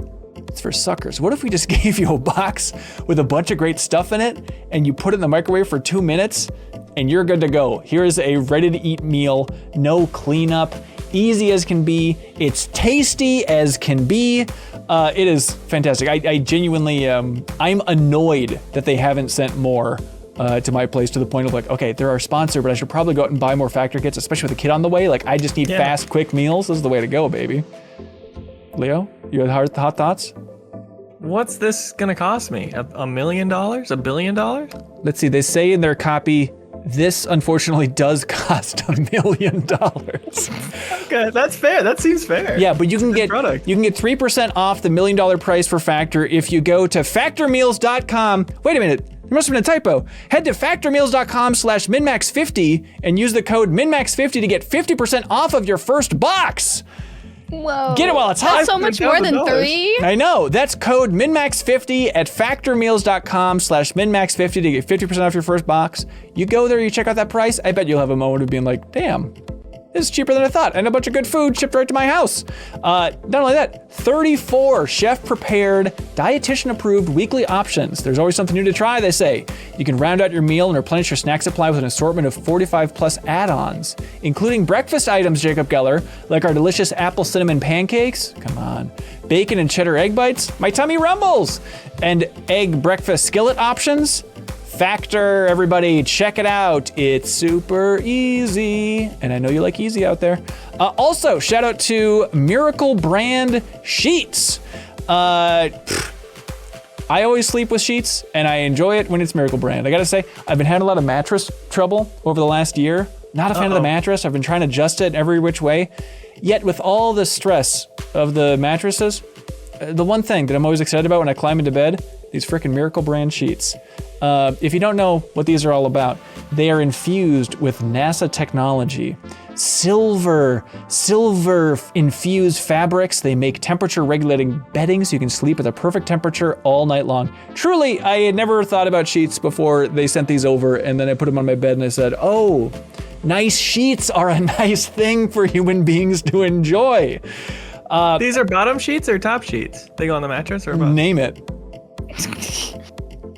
Top sheets. Yeah, they're that. Yeah. Great. Yeah, they cover every part of it. Also pillowcases, which are like sheets for the pillow. Nice. My pillowcase always falls off, and my sheets fall off so much that we had to get like this bed diaper from Shark Tank that straps around it to keep the sheet tied into the mattress. Doing at night. I roll around so much. I'm like a goddamn gas station burrito in that thing. Yeah, cursed burrito. Have you tried infusing it with silver or NASA technology? NASA technology? I don't think that's available for home use yet, unless we haven't heard all our sponsors. Yeah, we have with Miracle brand sheets. Leo, you want to feel like a king, like a lord among men, and you want to have every problem in the bedroom taken care of? It's Miracle brand sheets. Check it out, everybody. Go to trymiracle.com/MinnMax to try Miracle made sheets today. With Mother's and Father's Day right in the corner, this is the perfect way to give someone you love the gift of, this is me just off the dome. I feel like it's weird to get your parents sheets. Yeah, but you should give them a more luxurious sleep. You should say, shh, go to sleep, parents, please go to sleep. You can save over 40%, and you can use the promo code MinnMax at checkout to save even more, and you get 3 free towels. Towels so great, that can be like your comforter. Miracle is so confident in their product, it's backed with a 30-day money-back guarantee. So if you aren't 100% satisfied, you'll get a full refund. Upgrade your sleep with Miracle Made. Go to trymiracle.com/MinnMax. Use the code MinnMax to claim your 3-piece towel set. Save 40% off. Again, for you not listening out there because you're so rude, try miracle.com/MinnMax to treat yourself. And they want us to say thank you, Miracle Made, for sponsoring the episode. By the way, I was hoping that the sheets stay on the bed extra well or something. I wasn't trying to go on a complete tangent, you know? No, yeah. I mean, they stay on my bed, man. Great. Yeah. I hope you get that mattress sponsor. Yeah. Ben, I hope so too. Get a mattress sponsor. I hope so too. Yeah. Do you want my old one if I get one? Absolutely. You just said it was bad. It's cursed. I do not want that mattress. This is like the burrito. Did you just write cursed mattress on Yeah, but it actually is effective here. I have some sort of power. Thank you to I Am 8-Bit. They want everybody to know about the Super Mario Brothers vinyl soundtrack. You can pre-order it now at I Am 8-Bit's wonderful online store. And if you don't have a record player, you say, what am I, a record player owner? You're fine. You can also get the CD. You can also get a cassette. Any way you want to consume the music from the Super Mario Brothers movie is available for you at I Am 8-Bit. They have the 7-inch vinyl as well with the singles of Peaches and also the Mario Brothers rap on the backside. It's fantastic. Hats off to I Am 8-Bit for lining that up. That's what we call a get, because now that movie is the 3rd highest grossing animated movie of all time. It just crushed Incredibles 2, which was unbelievable. And the soundtrack is very good. I can't wait to get it myself. So you can pre-order right now at I Am 8-Bit's wonderful online store. You can use the promo code MAYFLOWERS, no space, MAYFLOWERS, to get 10% off everything under $100. And please, everybody, help support I Am 8-Bit because they support MinnMax in a big way by shipping out a prize each and every week to whoever has the best question submitted over on Patreon. Whoever has the best question this week wins the Gravity Falls vinyl soundtrack. They just ship it right to your house. So if you want to help support Independent Games Media, you can do that by going to Patreon. Then you submit a question every week, and then you have the chance, if you have the best question, of winning, of course, a great prize from I Am 8-Bit. So show them some love. Sarah, you ready for these questions? So ready. I feel like I've been ready for these questions about 20 minutes into the main segment of the show, where I realized I was falling into the exact trap that I didn't want to do. You were listing off every single game? What do you do? How do you do that format? I don't know how you... Neva, coming soon from the people who made Grease. I did like Grease. You know what? Actually, Neva's interesting. It's available. Leo, is there a better way to do that format? I'm stuck. Because I do think... sometimes we do we each bring the 3 things we want to talk about. I think that's a fun way to do it. Yeah. I think Yeah, you're right. I think it's just like with the quick turnaround, but it goes doable. But you're right. Having the structured way to do it is the better way to go. So Michael Martinez writes in and says, hello, MinnMax friends. I hope you all are doing well. Thank you. I finished Jedi Survivor recently and have now moved on to Tears of the Kingdom. Both these games have left me thinking about a lack of closure in a lot of AAA games recently. I don't have a ton of free time, so whenever I finish the main story and get thrust back into the open world, it feels like there's a massive laundry list of side quests and collectibles I'm still begged to go do after, and I can't escape the feeling that the story isn't truly done. Not that more contained stories that end at the credits don't exist in the AAA space, but it feels like they're becoming the exception. Do you miss the days of smaller contained stories, or do you prefer massive sprawling epics where you never feel done, even after the credits roll? I do miss it. Yeah. I do. I want to go back. Yeah. And it's especially like, unless a game has like a super mega optional boss, like my prevailing feeling is just like, why am I doing this? Like, why am I doing the side quests after the story is wrapped up? I don't need to get stronger, like so it just feels like it leaves the story open-ended, and yet there's not anything satisfying to do. I guess I would also be mad if it locked me out of the world afterwards. So it feels kind of like a no-win. It is tough. Yeah. I agree, because that's definitely been the big theme. It's just like over the last 8 years, it seems like people are just thanking developers more and more for like, thank you for letting me go back and finish up side quests after I finish the main game. But now it does just kind of feel like this lingering blah of an ending in some ways, or just, I don't know, leaving you with like a sense of guilt that you haven't done it, Sometimes I think what it takes away for me sometimes is making it a little predictable. It's like, certain things can't happen because you're going to keep playing the game after the story's over. If it's not Rockstar, then you're going to keep playing as the same character. The world's going to be in the same state. You're going to have all the powers and like friends that help you or whatever. It's like to preserve the status quo of the gameplay loop, it kind of has to play it a little safe, I find. Right. Yeah. Keenan Harrell writes in and says, you're talking about KeyWe? I know the developers of this game. I used to work with a majority of them. It's very cool to see it get coverage after the game's release. Sweet. There you go, Leo. Thanks for making Keenan happy. Joe Dean writes in to say, with Disney removing a bunch of original content from Disney Plus and Hulu, why do so many people want streaming to be the future of games?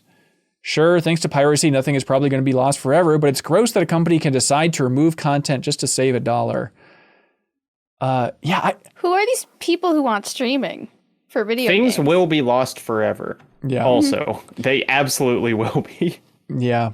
That's a good question, sir. Who are these people? Like, who are these people? Name names in the comments. CEO of Xbox, the CEO of PlayStation. Right. Yeah. I hate how the streaming shows are never on like physical. It's super rare that happens, and that would solve a lot of the problems for me. As it is now, I kind of keep a backup of shows I'm afraid are going to get removed from streaming and I'll never be able to watch again.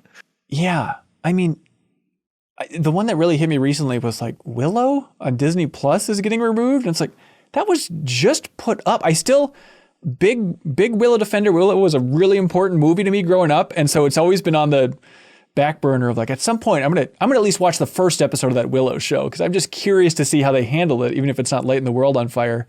And then now to hear that, like, I just can't watch that the Lego sequel to Willow. It's such a weird idea, and I don't understand how that makes sense to spend tens and tens and tens of millions of dollars on this thing, and then you just take it down months later. Explain yourself, Disney. Give Willow another chance. I beg of you. I don't get it either. Also, I mean, and the as Kelsey has pointed out many times, it's like preservation is hard even when things aren't streaming. You know, like it's hard to play games anyway. But this is just going to make it harder. Yeah. Also, HBO Max. I'm sorry, Max. And I just saw an article pop up today. They took Space Ghost off. I was like, man, like that. It's just weird. Like, I think I'm kind of immune to this type of thing. And then every once in a while, it's like an arrow to my heart of like, man, maybe I do want to go back and watch Space Ghost, and now I can't. Damn it. Yeah, It sucked having to log in again. My parents have like a 18-digit password. Oh, I'm sorry. That's tough, It's annoying. Man. If you wanted me to like your service, don't make me freaking log in again. Never. Also, for some reason now in like the suggested after the movie, there's not the name of the movie anymore. You just see it in the poster, and then on the bottom it says 2015 PG-13 or whatever. What's up with that? Yeah, what is up with that? Sarah, what's up with that? No clue. I wish Hulu would stop logging me out, though. I feel like I have to log into Hulu like every other day. Yeah. And I want them to stop logging me out of my mother's account. It's a personal plea. Netflix is just... it. I just got the email that's like no more password sharing. So I am watching season 3 of I Think You Should Leave, and then I am canceling that service. Yeah. It's like there is nothing good on that app except for I Think You Should Leave. I'm not saying this is responsible for like a big impact on the Metacritic or scores or anything, but I will say I was surprised by how foul of a taste in my mouth I had after booting up Redfall on Xbox, and one of the first things you do in the game to pop up is like, log in with your Bethesda password. It's like, how the hell? So I had to like reset my password, and just like doing that stupid password troubleshoot on like a console interface, like I could not have had a worse mood going into that game, which I was eager to give the benefit of the doubt, and then it was like, ugh, okay. Whammy on whammy on whammy here. Yeah, that is interesting how that makes you mad when starting it. Yeah. Hieronymus Josh writes in, Leo, I know the other day you were just screaming to the heavens. You're like, we've had every question to the podcast. No one can surprise us anymore with these questions. So Hieronymus Josh wrote in, they said, why is there the Weather Channel? Yes. Thank you. Because we need to like send someone to go stand outside by the hurricanes. Because like I don't want to do it, but I want someone else to do it so I can watch them just absolutely stand out in a raincoat. And they're like, it's really bad out here. No one should be out here. I probably shouldn't be out here. What's the right level of pain? Because you want them to be uncomfortable and be on the edge of like, should I be out here? But you don't want to see like a 2x4 go through them. So like, is it just... I'd say like waist high floodwaters. Waist high. Okay. Waist high. Like, do you want the hail that might be hitting them to like bruise them, or just make them go like, ow? No, I want just like a strong gust of wind to like rip their umbrella away. Invert the umbrella. Like, we gotta go. Yeah, I want, more comedy. Right. My partner and I, we have our date night once a week where we put our phones in the other room and we're chilling together eating takeout or whatever. And one of the rules of that is because our phones are in the other room. If we have a question, we have to look it up on YouTube and try and get the answer. Great. And once we were wondering what time it was, we were like, we could back out to Roku home app and look at the time, but it'd be more fun to see if we can figure it out on YouTube. That's so weird. And we eventually found a live stream of a weather channel in like Chicago, somewhere in the same time zone. Yeah. And they had the time in the corner. We found it that way. So I guess that's why they exist. Isn't that like a 30 Rock joke that like millions of people are going to whattimeisit.rightnow.com? I am obsessed with things like the Weather Channel that seem slightly irrelevant. Like, I don't know the best way to do it, but I do have this instinct in me, and I've written down notes a bunch of times with like options for these. Like, I want to have a sincere interview with like the marketing team behind brands that don't need marketing and are kind of slowly sinking. Like, are there really smart people on the marketing team for the Weather Channel who would be able to have an interesting conversation about the challenges of getting the Weather Channel out there? Or would it just be, is everybody in marketing, Sarah, just like corporate speak nonsense, and I would hate it the second I lined up an interview like that? I mean, it depends who manages like the Weather Channel's marketing. Is it them internally? Is it like a third-party agency that they're trying to like bring the Weather Channel to Gen Z? Like, what are their moves? You know? What's the Weather Channel's TikTok looking like? Right. Yeah. I bet it exists, but like I'm honestly, obsessed with I follow NPR on TikTok. They're pretty good. Yeah. Way to go. Well, they got to double down. They're not on Twitter anymore, so they're all in on TikTok, and nothing can go wrong with TikTok. Matthew Byerwalter says, they ask, what was your most memorable instance of a piece of licensed music in a game? Hi-Fi Rush has a lot of great examples, but for me personally, it's the entirety of Elite Beat Agents. Ooh, Elite Beat Agents is very good. Like, the Rolling Stones song, Help Me Out, at the end of Elite Beat Agents, the final song. We all know it. Sarah, did you play Elite Beat Agents? No. Oh, it's another Sarah game. It feels up your alley. It's right there. Why? I was born in the eye of a hurricane. What is that song? Rolling Stones? And it's all right. Jumpin' Jack Flash. Right? Yeah. Don't help him. But I always get confused with the PlayStation game. Try to find it on YouTube. Okay.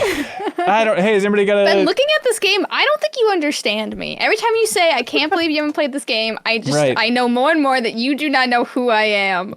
You like quirky Japanese stuff? Yeah, but not like rhythm heaven type games. Why? You know? So because I don't want to listen to any of the music in them. The song I just sang, you don't want to hear that again?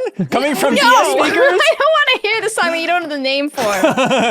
Wait, hang on. But okay, so you like quirky Japanese stuff as long as there's no music involved? That seems like a stupid line to draw. Well, it's the way he said not, that. I don't like very like basic like tippy tap gameplay. You know, I'm not gonna sit there like ta ta ta. Did you like theater rhythm? It was okay. Rhythm games, I am with you. They like seem stupid from afar unless they have a peripheral to get me in the door, you know, a little guitar. But then when I play them, I do have a good time. But it's like I don't see the appeal when I'm not playing them. Sarah, I'm going to go back and check the tape because now I remember that we talked about theater rhythm on this podcast, the new one. Yeah, and I said I don't want to play it. Is that right? Yes. I remember enthusiasm. I'm not flip-flopping. Okay. Don't make me play back the old podcast on this podcast, so help me God. All right. You know what, sir? Okay, so it needs to be Japanese and quirky like Chibi Robo or something that you played on the GameCube. It needs to be cute. It needs to be cute. It needs to be like cute, quirky, not like bizarre men with bizarre hairstyles quirky. I don't like the masculinity in the masculinity of the Elite Beat I wish agents? it would just not be there. Elite Beat agents are the least masculine video game characters ever created. They have a very strong aura that I don't think I like. But then they're just like helping kids and like getting cats out of trees and singing songs. Yeah, that's not masculine. Masculine people don't do any of that. And they don't help Beat people. Up kids, put cats in trees. That's right. Anyways. Anyway, to the question. Yeah. I don't know if it counts because I think it like was original to the game, but I think my favorite like music moment in the game is when in the like last level of Max Payne 3 when that health song comes on, Tears. It's like the one song with lyrics. But in terms of like really licensed, Saints Row 3.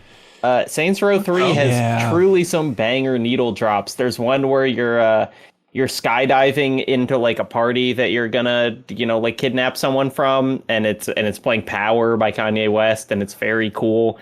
And then the final mission does Holding Out for a Hero. Right. And, it's like both those songs are maybe played out now, but like it's great. It really works. Yeah. I mean, it's tough to ignore. It's like, okay, this feels so much more epic just having a power drop in there. I feel kind of guilty about liking this game. I feel like everyone culturally has turned on it in such a big way that it feels like liking Hamilton, like we talked about in the previous episode. But like, man, going into it blind for this aspect and then hearing that weird version of girls just want to have fun in BioShock Infinite, that's like genuinely, I thought it was just an amazing moment. Like just a moment to walk around the world and be like, wait, the what God is Only that? Knows moment also? Yeah, A+. Although I'm musically very dumb and God only knows, I didn't really know that song. So it wasn't immediately like, oh, Beach Boys. Like I feel like that game taught me about the Beach Boys, which is, I understand, a stupid angle to take, but I'll fall on that sword with you. I also didn't recognize that song, but thought it was nice. But I mean, I recognized it, but I was like, it could be an old hymn or something. Right. But yeah, just I love that just weird remixing idea of just like, okay, so they heard girls just want to have fun through the tear through time, and then they did their own version of it. Like that's such a fun idea. What was the song they played in Final Fantasy 15 when you had to start pushing the car? Oh yeah, Stand By Me by that was like so Florence weird. and the Machine. Yes, I think it's really cool. I really like that part. God. And that was like the only time in the game that they had like licensed music, which was like right in the intro, right in the beginning. The weird thing, Sarah, is with Game Informer going to the studio and playing that early version of Final Fantasy 15. It's a video game magazine. It's like a video game magazine. Website. Yeah, the world's #1 video Never game heard of it. magazine. The only bit though, only Well, the world's number one is how they phrased it in on America? the cover. I don't know. I don't know how the total sales for Game Informer stacked up in the world. It was never clear. When you saw the magazine ranking, I didn't realize it was global. There's Game Informer Australia. The point is, Sarah, and there was Italy for a while, I think. Anyways, the point is we visited Square Enix to play an early version of 15, and they had in that open area when you're just going around doing side quests, they had just an acoustic version of Neil Young's Heart of Gold playing.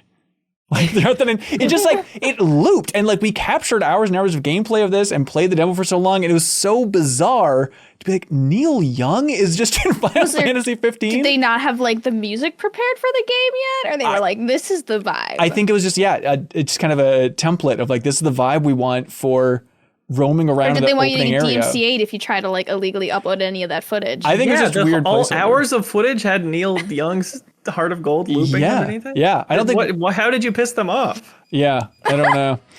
But then, wait, also, we didn't mention the Final Fantasy, whatever that game is called, the My Way that plays during the opening cutscene and then is cut off by a loading screen. That's right. Seconds before the chorus. Oh, Final Fantasy Origin. Stranger of Paradise. Stranger of Paradise. Yeah. Oh, but then, Sarah, I think I told this story before, but then we went out and sang karaoke with the Final Fantasy 15 development team. Mm-hmm.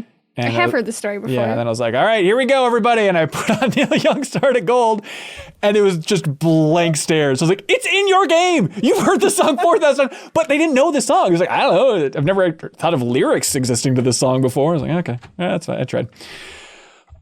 Andrew Baker says, hey, MinnMaxers, Tears of the Kingdom being released has put the online discourse crazy with all sorts of discussion, they say. What my question to you is, what was your favorite post-release discourse discussion surrounding a game? My personal favorite was after the release of Metal Gear Solid 4 and seeing everyone's reaction to the Buckwild story. It's certainly Buckwild. I feel like for me, it's like the most recent Pokemon game that came out. Like the people who were like, look at all these bugs. And then the people who were like, they're just a small company. Only 5 developers. Like the people who were like absolutely spinning in their graves to like try to excuse this like really bad bugs and frame rate. And people couldn't decide if like Pokemon was a big company or a small company or if they were like an indie company. I don't know. I love Pokemon discourse. They just there's a hot take on everything. It's a lot. And now like there's still those strong defenders of Scarlet and Violet and people who have like soured on it more, where I think like it was a pretty broken but kind of fun game. It was kind of my read on it overall, but like the amount of people... Should it have been better? Yes, absolutely. Yeah. But now people are acting like it was just one of the worst games released in the last 5 years. It's like, okay, it technically, yeah, but like it's still fun to play, you know? But we all bought it, because like didn't we learn that it's sold like 10 million similar to Tears of the Kingdom? Right, yeah. I mean, yeah, Leo, it is embarrassing that they released it, but like we should still celebrate it because it's kind of fun to catch Pokemon. True. This is an easy answer for me. It was when Hitman 1 first came out, episodically, level by level, and Giant Bomb was talking about it. Because it was so consistent of like over multiple weeks them playing it, and then as the new levels that came out, they'd get back into it. Yeah. And that's such a fun game to hear stories about. Who's your favorite Giant Bomb personality? Old Giant Bomb. I was a Drew Scanlon man. Really? Easily. Whoa, Drew boy. Just like the video aspect? What do you think it was? He was so funny. And he was... like quiet, you know? Yeah. He didn't speak up unless he had something really good to say, and that was like, you know, I aspired to that. Yeah, always really confident in every one of his takes, like interesting takes, focusing on the sim stuff. Yep. Like totally unique, like, yeah, taste in games. That's interesting. Folks at home, you know him as White Blinking Guy, the GIF. Oh! Yeah. He works at that place that's above where Kelsey works.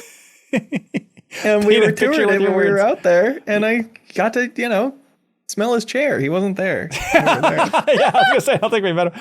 Yeah, digital clips there. Josh Labaugh writes in, they say, can Sarah please tell us what that treat ball toy was that Poggers had in MinnMax's pet documentary, available now on YouTube? I have a rat terrier mix that needs some extra outlets, and that treat ball toy looks perfect. Oh God, I don't remember. I got it in LA at a really bougie pet store.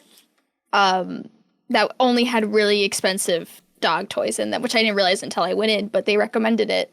And he's had it for 5 years. So I don't know the name of it. All right. I'm so sorry. Can you all judge this joke? Oh, it's called Updog. What's Updog? Updog. UPDOG. There it is.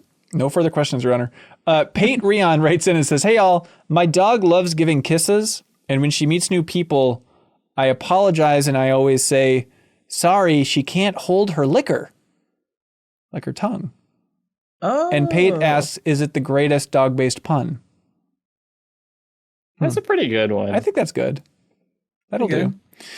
My girlfriend's conservative dad made, he really loves cats. And he said to her, hey, my pronouns are he, him, his. And I said, that's the first funny pronouns joke I've ever heard. That rocks. Hey, that rocks. Brandon Hay wrote in and said, Leo said during the Game Awards stream that he remembers the Game Awards theme and could summon it at any point of the year. So Leo saying that. Wow, that's it.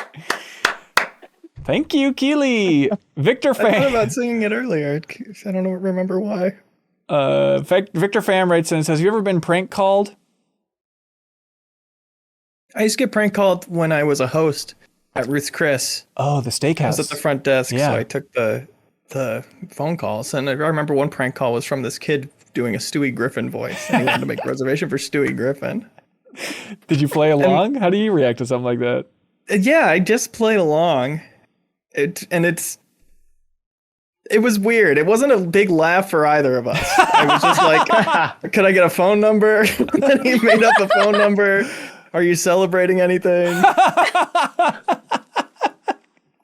I mean, it has to be like, that'd be a perk of the job, I think, as long as you're not like too stressed out. Like if, compared to an average phone call, if someone's calling trying to be funny and be a little stinker, it's like, it's got to be an improvement, right? Yeah, it didn't happen nearly often enough for me to be annoyed by it. Oh, that's great. Ian Miller writes in and says, legit question.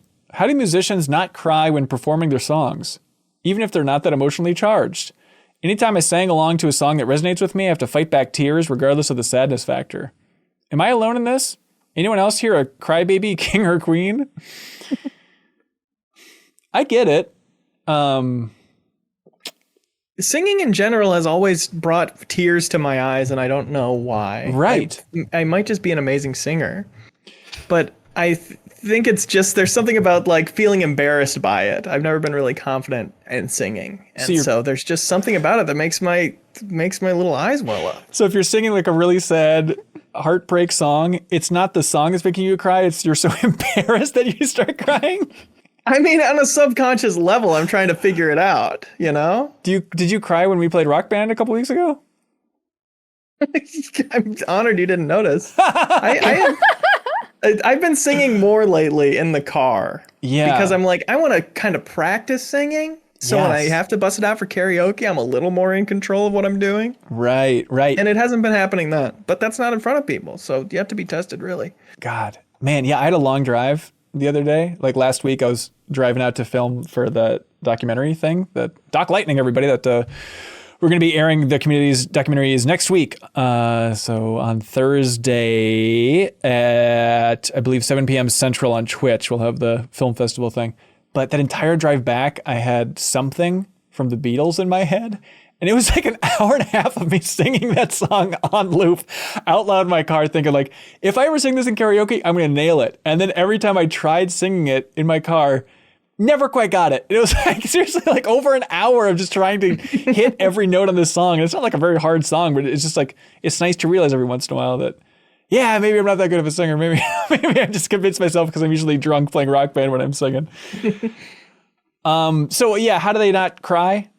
I don't know. I've never seen I would like to see that footage of like singers singing one of their big songs and like really feeling it and kind of breaking down crying. Because I think I think they just sing it so much. They just do it a lot. Yeah. You know, it's a job. Yeah, but I've listened to Lydia Lovelace's song Clumps like 300 times and it makes me cry every time. The theme song from The Nutty Professor? The credits song that played? Leo, please look up Lydia Lovelace Clumps just so you have a good comparison once you listen to it after this podcast to matching that playing over the credits. Yeah. With a K? No, it's not with a K. Okay. Yeah, I don't know. I guess they all just become robots. Singers all become actors because they don't mean the words that they're singing. Oh no, we've ruined here singers we for go Ben. again. There we go. Ben, what if your child wants to become an actor? No child of mine will become an actor. No, that sounds fun. I don't know. Thomas Bowen writes in and says, I wondered how good the crew would be at guessing the most re-released games of all time.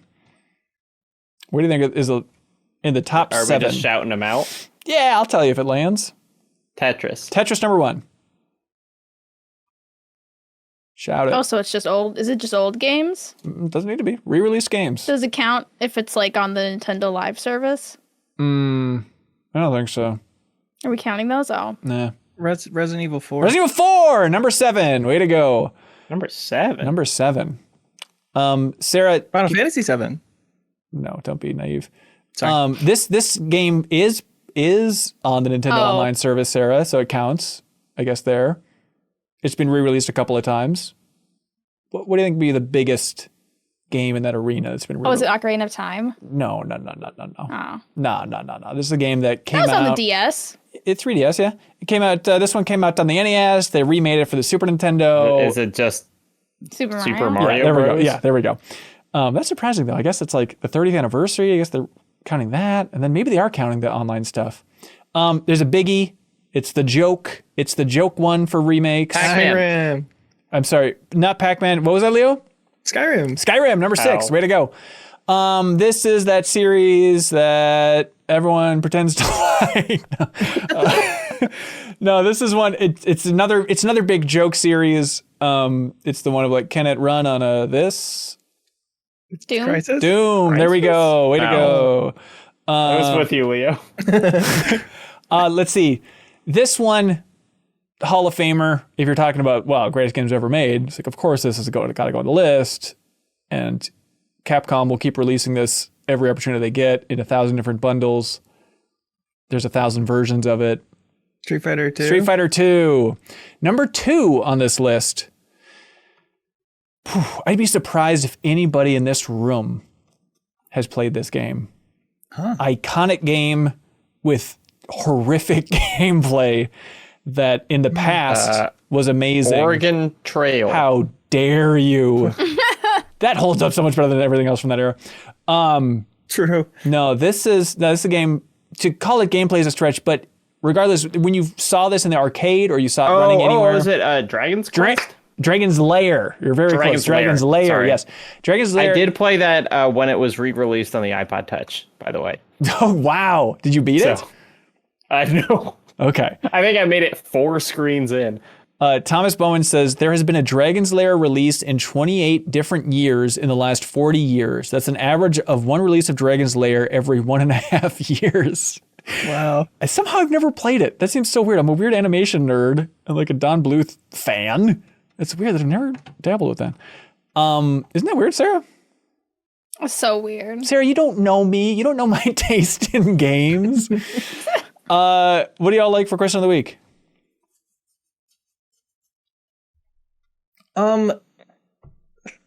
The Weather Channel one was good. I like the Weather Channel one too. How are we feeling about it, group? Yeah, all that's right. it. Forecast says they win this week. 100% chance of receiving something in your mailbox. Congratulations, Hieronymus Josh. You just won the Gravity Falls vinyl soundtrack from I'm 8-Bit. Now it's time for something that we prefer to call Get a Load of This Jingle, y'all. Here it is. Here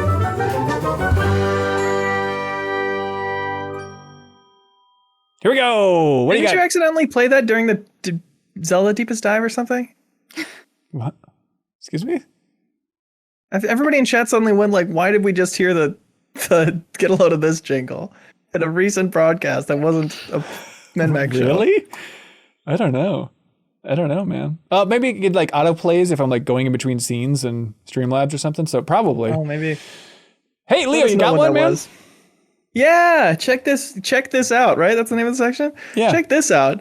BlackTransArchive.com is a really interesting website, interactive art project that's kind of a choose your own adventure that takes you through.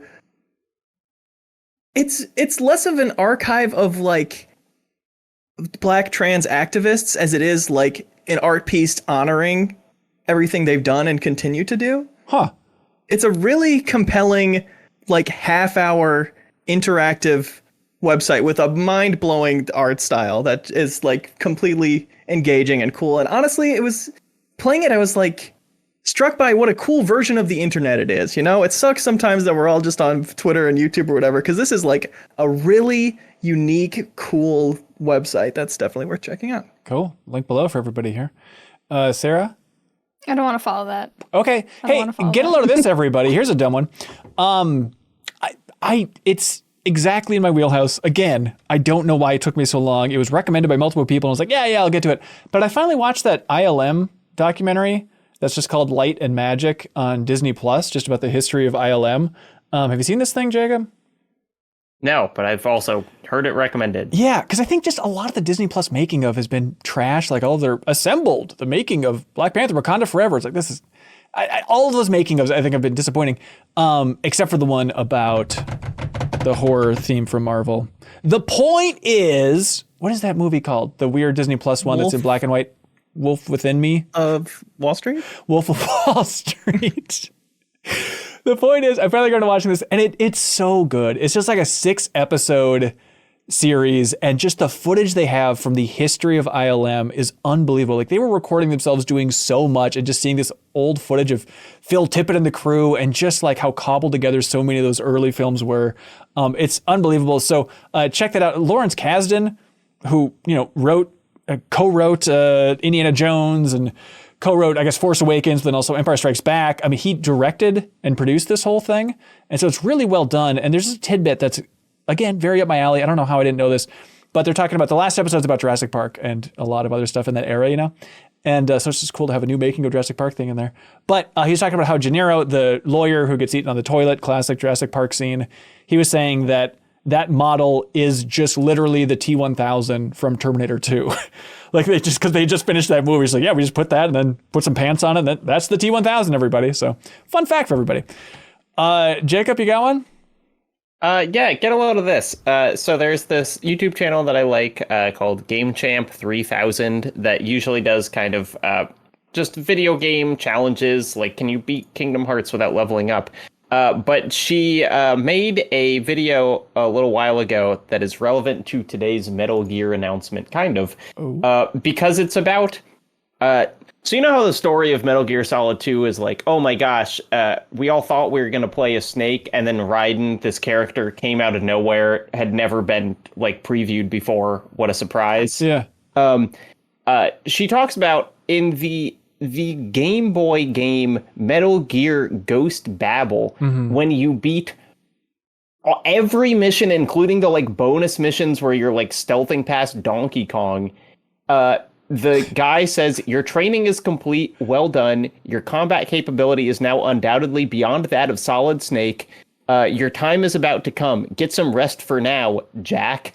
And so it's like the whole twist of Metal Gear Solid 2 was just like in the end of this Game Boy game that no one played. What? I have never heard that.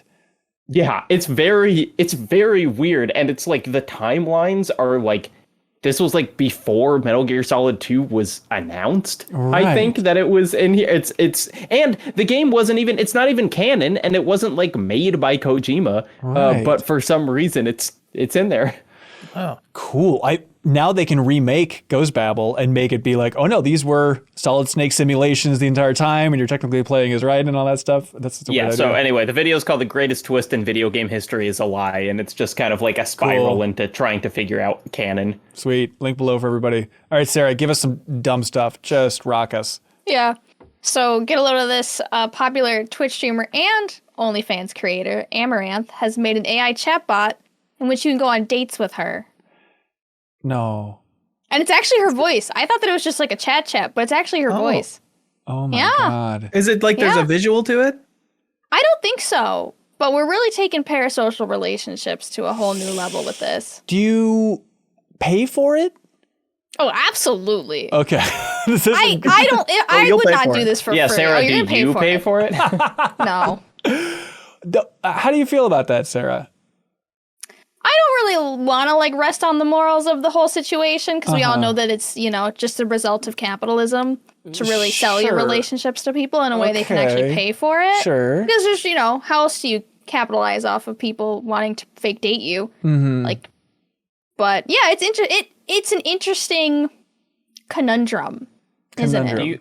Do you know, I don't know how much you know on this. Is it based on like her personality specifically? It's her, it seems like it's her voice, her personality. Oh boy. I mean, she has thousands of streams that they could pull from. Yeah, I guess that She's makes got hours and hours and hours of content that they could pull from.